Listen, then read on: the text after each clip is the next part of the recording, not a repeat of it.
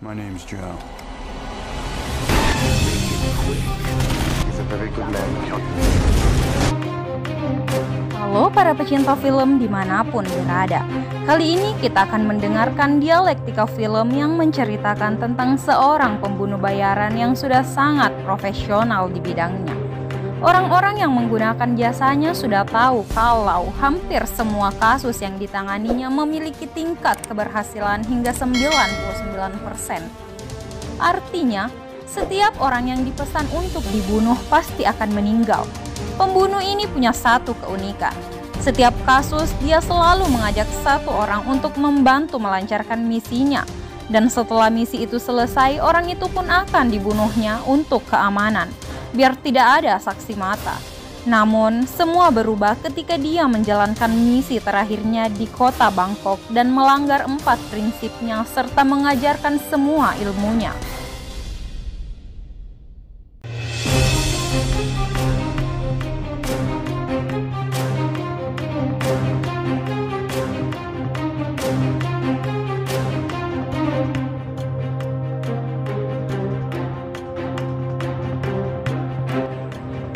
Cerita ini dimulai di kota Praha. Saat itu, Joe si pembunuh telah dipesan untuk membunuh seorang saksi mata. Joe adalah seseorang yang selalu pergi sendirian, selalu memegang teguh prinsip dan tak ingin mempercayai siapapun. Ia pun selalu berpindah dari satu tempat ke tempat lainnya tanpa meninggalkan bukti apapun. Bidikannya selalu tepat sasaran, gak pernah melenceng dari perhitungannya yang akurat. Hingga yang terjadi, saksi mata itu pun tersungkur sebelum memberikan kesaksiannya. Akhirnya misi di kota Praha telah selesai. Ia pun melakukannya tanpa jejak sedikit pun. Ia membereskan semuanya, bahkan seseorang yang diajak bekerja sama dalam kasus itu. Ia membunuhnya demi menghilangkan saksi mata. Joe melangkahkan kaki ke tempat selanjutnya sekaligus sebagai misi terakhirnya, yakni di kota Bangkok, Thailand. Di Bangkok, ia memiliki misi untuk membunuh 4 orang. Persiapannya pun sudah cukup matang. Tempat tinggal, kendaraan, dan akses kemanapun dengan mudah ia peroleh seperti pada misi sebelumnya. Ia mulai mencari asisten dengan kriteria bisa berbahasa Inggris, tidak punya kerjaan, dan tidak punya beban, karena pada nantinya ia pun akan dibunuh. Pada malam itu juga, ia melihat seorang pemuda yang berjualan jam dan menawarkannya kepada para turis. Ia melihat dengan teliti dan menyadari bahwa menjual jam hanya menjadi kedok, dan pemuda ini ternyata adalah seorang pencopet.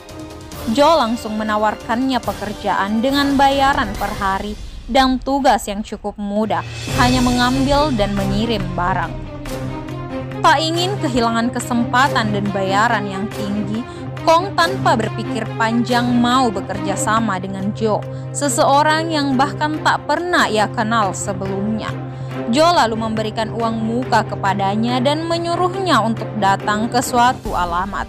Keesokan malamnya, Kong datang tepat waktu. Di tempat itu, Joe menjelaskan beberapa aturan sebagai kesepakatan.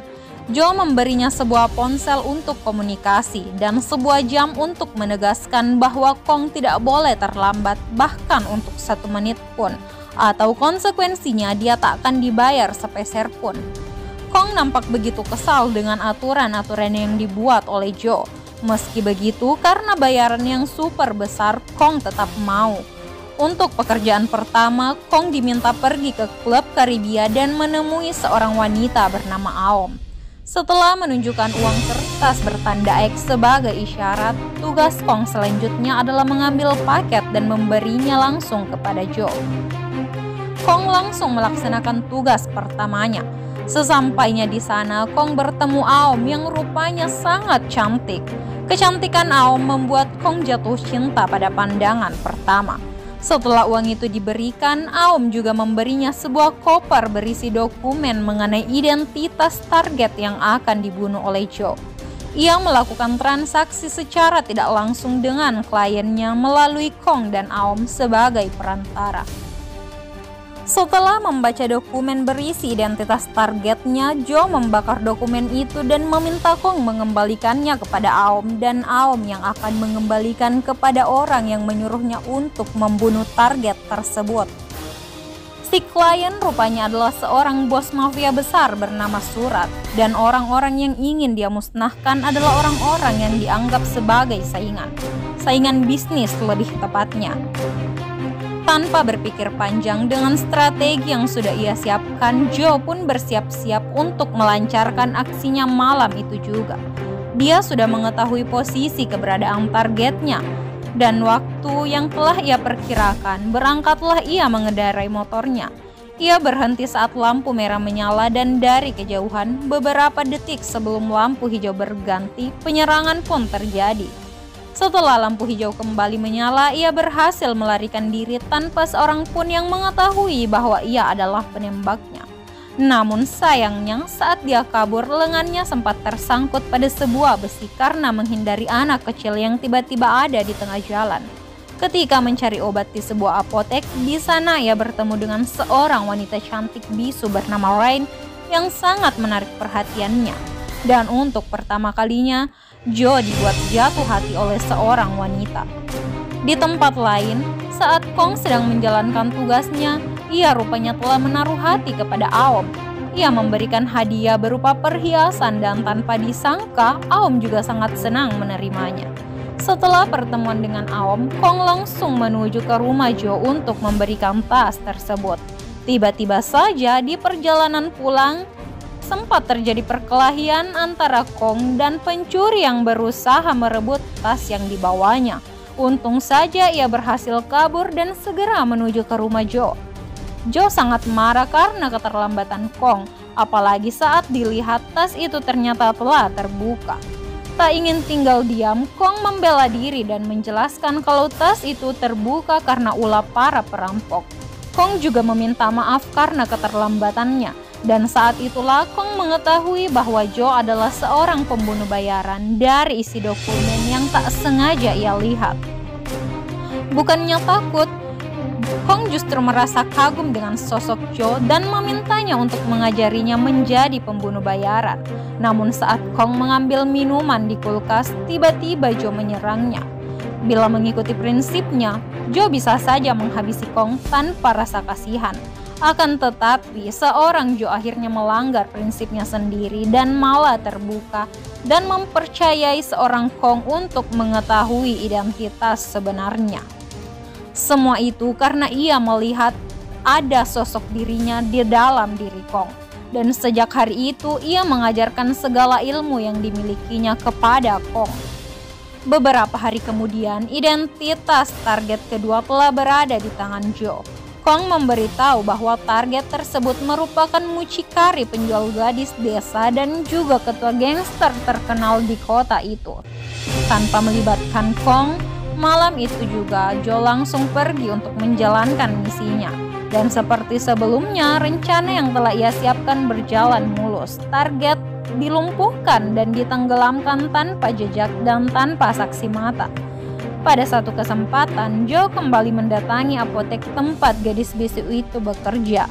Namun kali ini bukan untuk membeli obat, melainkan untuk mengajak wanita itu makan malam bersama.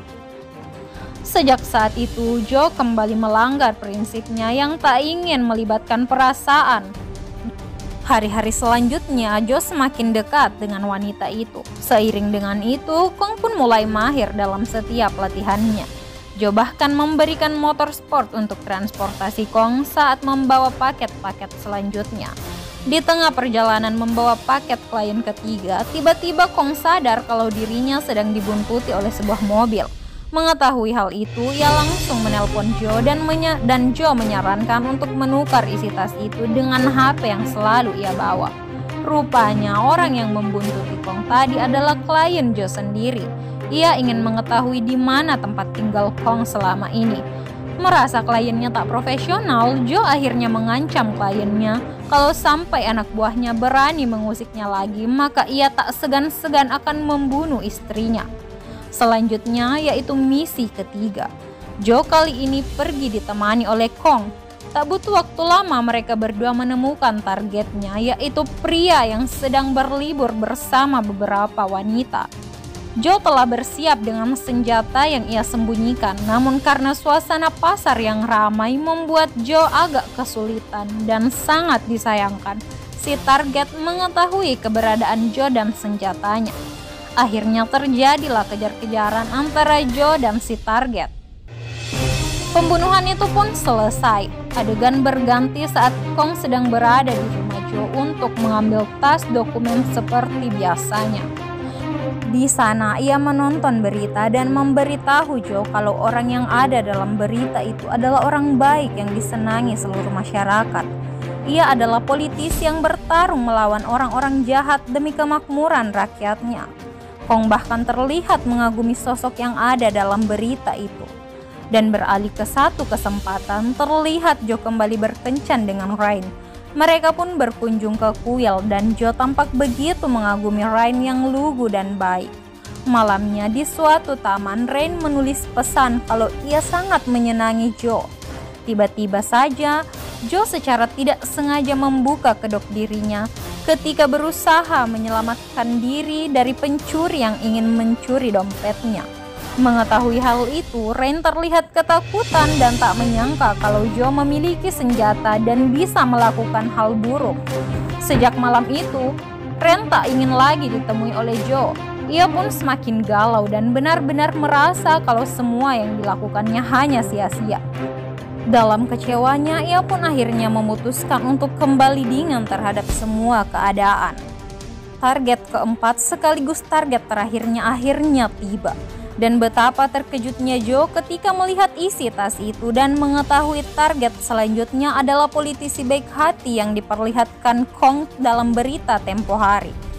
Joe yang memang kembali dingin tak terlalu mempedulikan hal itu dan kembali bekerja sendiri untuk melakukan survei lokasi pembunuhan. Karena dirasa target kali ini akan sangat beresiko, Surat akhirnya memerintahkan anak buahnya untuk mencari tempat persembunyian Joe. Dengan tujuan setelah selesai maka semua saksi termasuk Kong akan dihabisi. Rencana Surat pun dimulai dengan menculik Kong dan Aom. Di sana Kong dihajar habis-habisan dan diancam jika tak memberitahu maka Aom akan disiksa. Sementara itu, di sisi lain, politisi kebanggaan Thailand terlihat sedang diarak di tengah kota. Ia terlihat melambaikan tangannya kepada seluruh masyarakat yang ada di sana. Joe juga sudah berada di posisinya, namun ia malah tertegun dengan senyum bahagia para warga yang ada di sana. Joe tampak tidak tega dan terus menimbang-nimbang karena kembali teringat akan Rain yang begitu baik kepadanya. Terlalu lama berdiam di sana, keberadaan Joe akhirnya diketahui oleh pasukan pengamanan yang juga berada di tempat tersembunyi. Kejar-kejaran pun tak terhindari. Dan untungnya Joe berhasil masuk ke dalam kerumunan warga dan menyamar sebagai wartawan. Karena misi ini gagal, setelahnya ia pun berencana untuk meninggalkan Thailand. Namun saat sedang membereskan barangnya, tiba-tiba terdengar beberapa langkah kaki. Joe yang mengetahui bahwa ia sedang disergap lantas melemparkan bom yang telah ia rakit sebelumnya. Joe menyadari bahwa Surat telah menculik Kong. Ia pun menanyakan kepada anak buah Surat di mana Kong disekap. Dan sebelum menyelamatkan Kong, Joe pergi berpamitan kepada Rain. Walau tak mengucapkan satu kata pun, tapi raut wajah Joe mengisyaratkan permintaan maaf yang tulus. Joe yang hanya seorang diri tanpa takut mulai masuk dan melumpuhkan satu persatu dari para penjaga yang ada di sana. Tembak-menembak dan perkelahian pun terjadi. Akhirnya Joe berhasil menyelamatkan Kong dan Aom. Di sana ia mengatakan kalau ada satu target lagi yang harus ia bunuh, yaitu kliennya sendiri.